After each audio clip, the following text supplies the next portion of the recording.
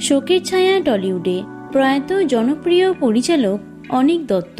বুধবার দুপুরে আচমকাই খবর আসে গড়িয়াহাটের বাড়ির ছাদ থেকে পড়ে আহত হয়েছেন পরিচালক অনীক দত্ত।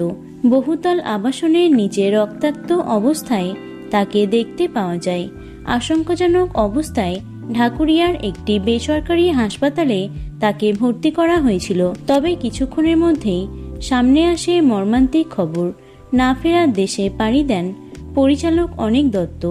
তার আকস্মিক প্রয়াণে শোকস্তব্ধ বাংলা চলচ্চিত্র জগৎ। কিন্তু কিভাবে ঘটল এই দুর্ঘটনা? অসাবধানতা বশত ছাদ থেকে পড়ে গিয়েছিলেন, নাকি তাকে কেউ ধাক্কা মেরে ফেলে দিয়েছিলেন? এত গরমে বা দুপুরে ছাদে কি করছিলেন তিনি? সব মিলিয়ে রহস্যের সৃষ্টি হয়েছে। ময়নাতদন্তের রিপোর্ট সামনে আসা না পর্যন্ত পরিষ্কারভাবে কিছু বলা সম্ভব হচ্ছে না।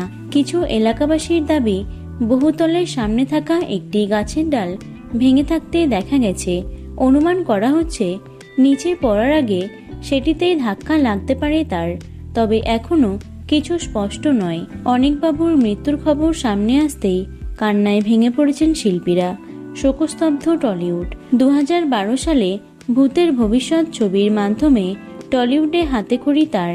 এরপর অপরিচিত ছবির মাধ্যমে সকলের মন জয় করেছিলেন তিনি। পরিচালকের শেষ মুক্তিপ্রাপ্ত ছবি হল যত কাণ্ড কলকাতায়। মাত্র 4 দিন আগেই জন্মদিন ছিল তার। আর তারপরেই যে এমনটা ঘটে যাবে তা কে জানত। মাত্র 65 বছর বয়সে না ফেরার দেশে চলে গেলেন তিনি, যা এখনো মানতে পারছেন না কেউই। তার আত্মার শান্তি কামনা করি। তিনি যেখানেই থাকুন ভালো থাকুন। ভিডিওটি এটুকুই।